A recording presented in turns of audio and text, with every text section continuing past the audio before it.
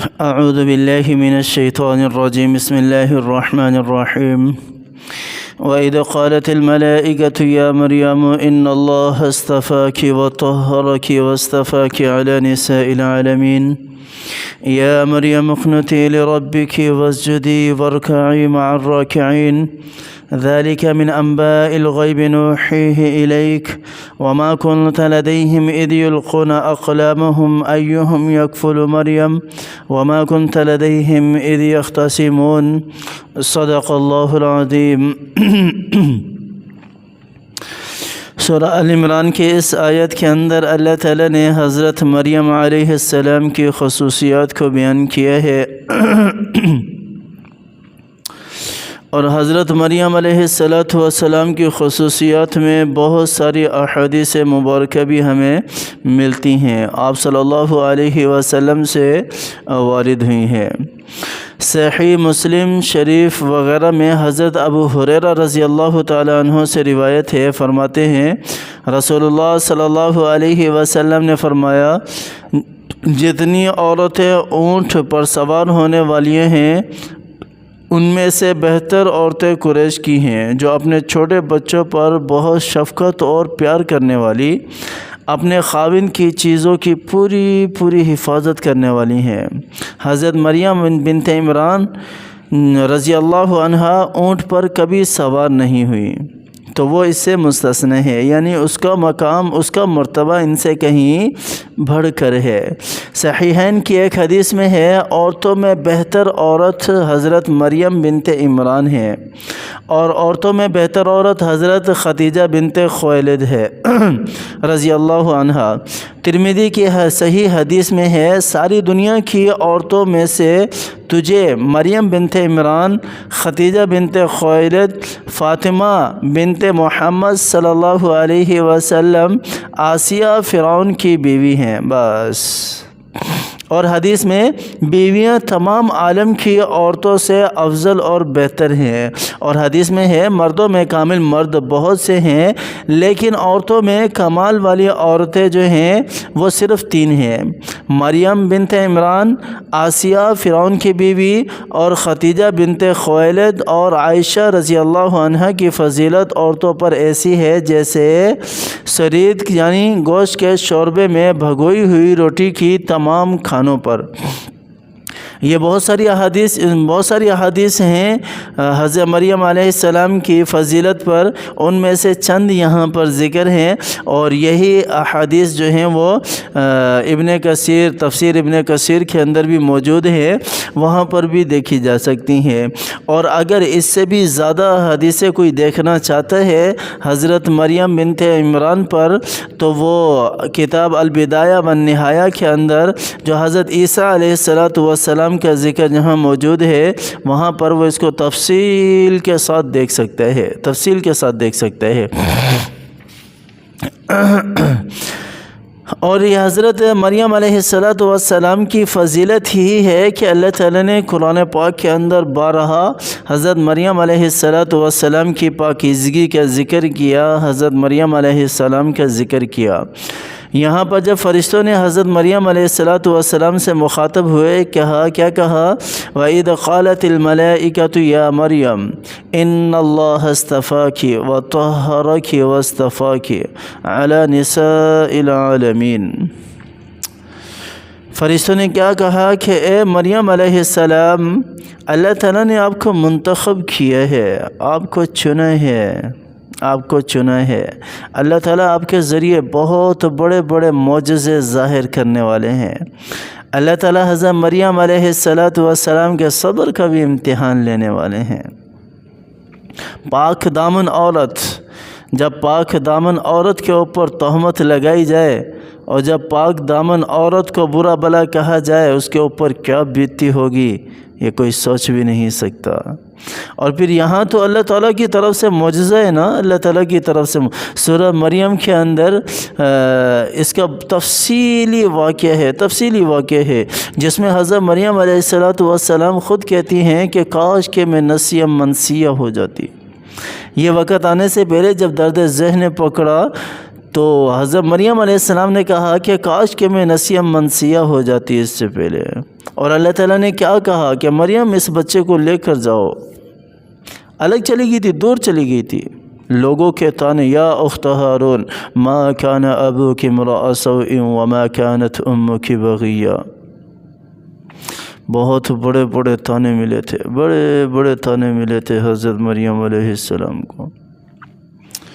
بہرحال اس کے آگے تفصیل کے ساتھ واقعہ بیان کریں گے۔ اگلی آیات کے اندر حضرت عیسیٰ علیہ السلام کا ذکر آ رہا ہے وہاں پر۔ تو یہاں پر اللہ تعالیٰ نے کیا ارشاد فرمایا؟ فرشتوں کے ذریعے سے فرشتوں نے کہا کہ اے مریم، اللہ تعالیٰ نے آپ کو چنا ہے، وطہرکی، اور آپ کو پاکیزہ رکھا ہے شیطانی وساوس سے بھی۔ پچھلے درس میں گزر چکا ہے نا کہ دو ہستیاں ایسی ہیں جن کو شیطان سے اللہ تعالیٰ نے محفوظ رکھا ہے۔ انبیاء علیہ والسلام تو ویسے ہی معصوم ہیں، ایک مریم علیہ السلام ہے اور دوسرا حضرت عیسیٰ علیہ السلام ہے، حضرت عیسیٰ علیہ السلام۔ واصطفاک علی نساء العالمین۔ اب قرآن پاک کے اندر حضرت مریم علیہ السلام کا نام تھا تو کسی کے ذہن میں یہ آ سکتا تھا کہ حضرت مریم علیہ السلام جو ہیں ان کی فضیلت بہت زیادہ ہے، تو اللہ تعالیٰ نے کہا کہ عورتوں میں سب سے زیادہ فضیلت جو ہے وہ حضرت مریم علیہ السلام کی ہے، جیسا کہ حدیثوں میں پیچھے گزر چکا ہے۔ اور بھی عورتیں فضیلت والی ہیں۔ حضرت خدیجہ کے بارے میں آپ صلی اللہ علیہ وسلم سے بہت ساری روایات ملتی ہیں۔ حضرت عائشہ رضی اللہ عنہ کے بارے میں آپ صلی اللہ علیہ وسلم سے بہت ساری روایات ملتی ہیں، اور اسی طرح حضرت فاطمہ رضی اللہ عنہ کے بارے میں بھی بہت ساری روایات ملتی ہیں۔ تو یہ عورتیں بھی فضیلت والی ہیں۔ آسیہ ہیں، فرعون کی بیوی جو ہیں، ان کے بارے میں بھی ہے۔ بہرحال اللہ تعالیٰ نے حضرت مریم علیہ السلام کو بھی بڑی فضیلت دی ہے۔ یا مریم اقنتی لربک واسجدی وارکعی مع الراکعین، اے مریم اقنتی، قناعت اختیار کر، لربک۔ قناعت کے بہت سارے ترجمے یہاں تفسیر ابن کثیر کے اندر ذکر کیے گئے ہیں، اور جہاں قنوت کا لفظ انہوں نے لکھا ہے اس سے مراد کیا ہے؟ اطاعت گزاری ہے، اور یہی حدیث ابن جریر میں بھی ہے، لیکن سند میں کچھ نکارت ہے، یہ فرماتے ہیں۔ حضرت مجاہد فرماتے ہیں کہ حضرت مریم علیہ السلام نماز میں اتنا لمبا قیام کرتی تھی، اتنا لمبا قیام کرتی تھی کہ ان کے گھٹنے جو ہیں ان کے اندر ورم آ جاتا تھا، سوج جایا کرتے تھے۔ تو اس سے مراد یہ قناعت ہے، قیام ہے، کھڑا ہونا ہے۔ اس قناعت سے مراد کیا ہے؟ یا مریم اقنتی، اس سے مراد قیام ہے، جو حضرت مریم علیہ السلام نماز میں اتنا لمبا کھڑا ہو کر جو ہے وہ عبادت کیا کرتی تھی۔ تو حسن بصری رحمہ اللہ کا قول ہے کہ اس سے مراد اپنے رب کی عبادت میں مشغول رہ کر رکوع اور سجدہ کرنے والوں میں سے ہو جانا، رکوع اور سجدہ کرنے والوں میں سے ہو جانا۔ اوزاعی کے اقوال بھی ہیں، اور بھی بہت سارے مفسرین نے یہاں پر ذکر کیے ہیں۔ لربک واسجدی وارکعی مع الراکعین، اپنے رب کو سجدہ کرو اور رکوع کرنے والوں میں سے ہو جاؤ۔ ذالک من انباء الغیب نوحیہ الیک۔ اب یہاں اللہ تعالیٰ حضرت محمد مصطفیٰ صلی اللہ علیہ وسلم اپنے محبوب کی طرف متوجہ ہو رہے ہیں اور انہیں کہہ رہے ہیں ذالک من انباء الغیب نوحیہ الیک وما کنت لدیہم اذ یلقون اقلامہم ایہم یکفل مریم۔ علم غیب صرف اللہ کی ذات کو ہے، اللہ کی ذات کو ہے۔ انبیاء علیہم السلام کے پاس جو معجزات اور جو علم تھا وہ بھی اللہ ہی کی طرف سے انہیں دیا گیا تھا، اللہ ہی کی طرف سے۔ اگر وہ غیب کی کوئی بات بتاتے بھی تھے تو وحی کے ذریعے سے اللہ تعالیٰ ہی پردہ آنکھوں کا کھولتے تھے تو ان کو نظر آتا تھا، انہیں علم ہوتا تھا، یا وحی کے ذریعے سے بتا دیتے تھے، جس طرح یہاں پر یہ سری آیت ہے جس میں اللہ تعالیٰ نے ارشاد فرمایا ذالک من انباء الغیب نوحیہ الیک۔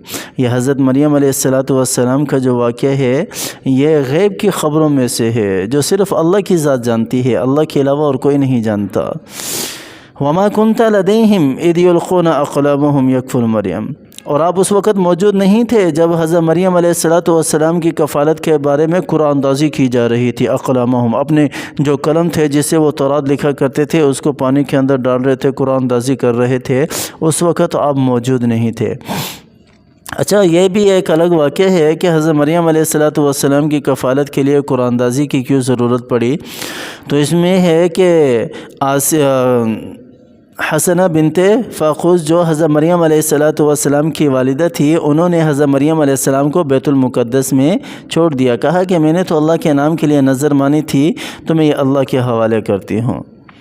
تو اس وقت جو وہاں کے تورات لکھنے والے تھے وہ اس شرف کو لینے کے لیے، کیونکہ عمران جو بیت المقدس کے جو مریم علیہ السلام کے والد ہیں امام تھے وہاں پر، تو سارے جتنے بھی تھے تورات لکھنے والے آپس میں کوئی کہنے لگا کہ مجھے ملنی چاہیے کفالت، کوئی کہنے لگا مجھے ملنی چاہیے، تو پھر وہاں پر قرآن اندازی کی گئی تھی قلم کے ذریعے سے۔